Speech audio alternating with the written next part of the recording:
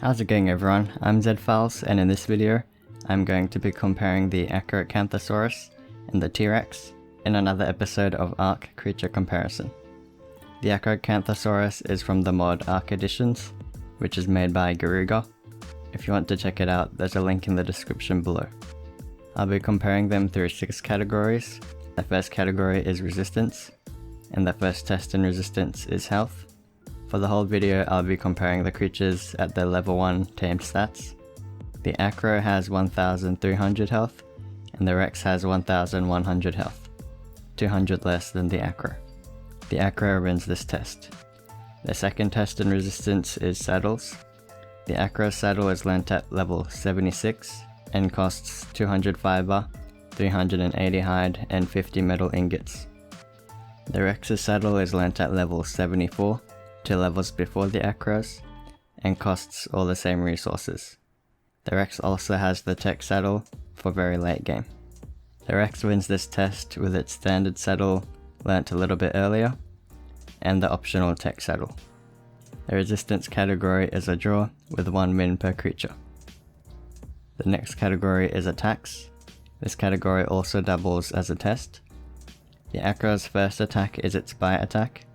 This does 96 damage to creatures that are of equal or larger size. The smaller the creature is, the more damage it will do. This attack can attack 0.7 times every second, which means it has a DPS of 67.2, and it uses 5 stamina per hit.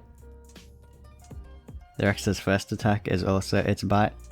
This attack does 108 damage, can attack 1.2 times every second, which means it has a DPS of 129.6, and also uses 5 stamina. The Rex has the better first attack, since its DPS is almost double the Acro's. The Acro's second attack is its roar. It is only for aesthetics and uses 5 stamina. The Rex's second attack is also a roar. It can be used every 10 seconds, and also uses 5 stamina. It will cause small creatures and players at a lower level than it to become stunned and defecate, but the victims of the roar have a longer cooldown than 10 seconds. The Rex has the better second attack since it actually does something. The Acro's third attack is its stomp. This does 166 damage and has a very large AoE, area of effect, and will also do more damage the smaller the victim is. This can be used every 5 seconds, which means it has a DPS of 33.2 and uses 7 stamina. The Acro's fourth attack is its stance switch. This will put it in a strafing state. In this state, the damage the Acro takes is decreased by over 3 times. When being attacked in this state, the Acro will also start charging up a meter. When the meter is filled up, it will gain an adrenaline buff that lasts for 70 seconds.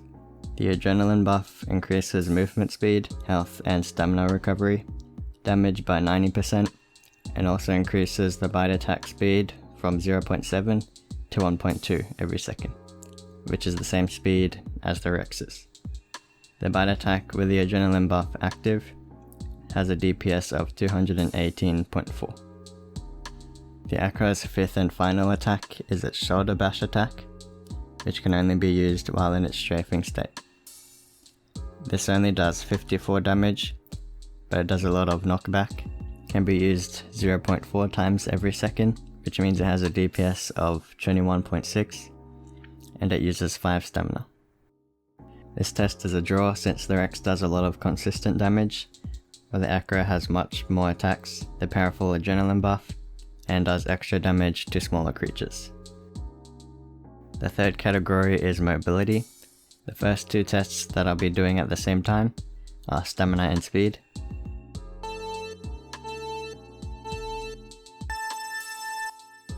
The Acro has 500 stamina and can run 134 foundations in 29 seconds before running out.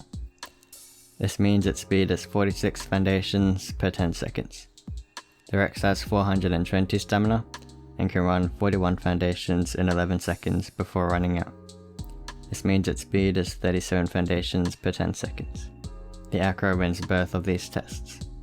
The next test in mobility is turning. The Acro's walking turning radius is bad, but when it is in its strafing state, it's perfect. Its sprinting turning radius is also bad. The Rex's walking turning radius is meh, and its sprinting turning radius is bad. The Acro wins this test since its walking turning radius is better due to being able to turn on the spot when strafing. The final tested mobility is swimming. The Acro and the Rex both have 150 oxygen and can swim 10 foundations in 5.5 seconds. This test is a draw. The Acro wins the mobility category with 3 tests won.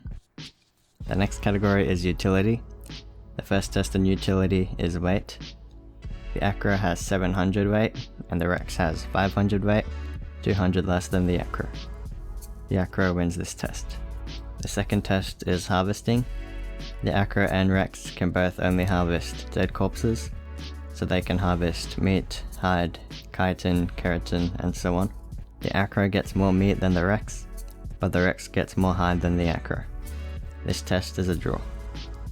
The Acro wins the utility category with 1 win. The next category is perks. The first test is abilities, passive abilities. The Rex and the Acro both have the same ability to trample on small creatures while they are sprinting. This does 60 damage per trample, but to these compies it does less since they are mate boosted and pack boosted. This test is a draw. The second test in perks is bonuses. Both creatures are rideable, don't allow rider weaponry, can be mate boosted, are breedable, and lay eggs. The Rex can damage up to wood structures, and the Acro can damage up to stone structures, according to the mod page. From my testings it couldn't damage stone, but it's probably just a glitch that will be fixed soon. Both creatures have a feces size of large. The Acro wins this test with 6 out of 7 factors earned. The final test before we get into the battles is the taming test. There'll be 8 factors to help decide which creature is the winner of this test. The creature that wins is the creature that is easier to tame. The Acro is a common spawn in the redwoods. The Rex is an uncommon spawn in the mountains, and a few other places on the island. The Acro wins this factor since you can find them on the rims of the redwoods, where there isn't many other aggressive creatures to disturb you, unlike the mountains. Both creatures are aggressive. The Acro is a unique knockout tame. You have to damage it enough until it goes into its strafing stance. You then have to keep damaging it until it roars. When it roars, you have to quickly feed it biotoxin or narcotics. This will heal it a bit and increase its torpor. If you fail to feed it the drugs, it will gain its adrenaline buff and be even more dangerous than it already was. You have to keep repeating this until it is knocked out. Once it's knocked out, you can feed it like normal. The Rex is a regular knockout tame, which is much easier than the Acro. The Acro has 1000 torpor, and the Rex has 1550 torpor. The Acro is faster, which make it harder to get away from. Neither of the creatures are carryable by flyers. Both creatures are immobilized by large bear traps and chain bowlers. Both creatures are carnivores, so they eat meat. They have the same favorite foods, exceptional kibble and then mutton. The Rex wins this test, since even though they have the same amount of factors won, which is 2 each, the Acro's knockout method is difficult enough to unbalance the scales. The perks category is a draw, with 1 win per creature. The 6th and final category is the battles category. This category will show the creature's unmounted combat capabilities. There'll be 3 battles, the 1v1 battle, the saddled 1v1 battle, then the 4v4 battle.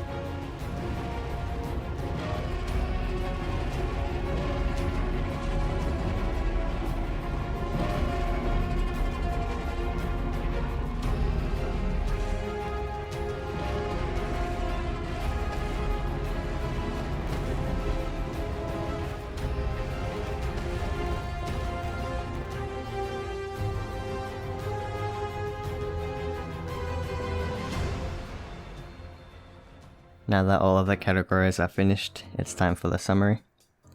The Acro won the health, speed, stamina, turning, weight and bonuses tests, so 6 tests, and won all 3 of the battles. The Rex won the saddles and taming tests, just 2 of the tests. The other 4 tests were draws. The Acro is harder to obtain, but if you manage to tame one, you'll have a combat mount that is even more powerful than the Rex, with the help of the adrenaline buff and extra damage to most creatures. It is also more mobile and has better weight. The Rex is still a good choice for boss battles, since it does a lot of consistent damage and will perform the same with or without a rider. In my previous creature comparison video, I compared the Iguanodon and the Parasol. If you want to watch it, click on it in the top left corner of the screen. If you guys enjoyed, don't forget to give it a like, and also make sure to be subscribed to the channel so you don't miss any future creature comparison videos. Thank you so much for watching, and I'll see you guys in the next one.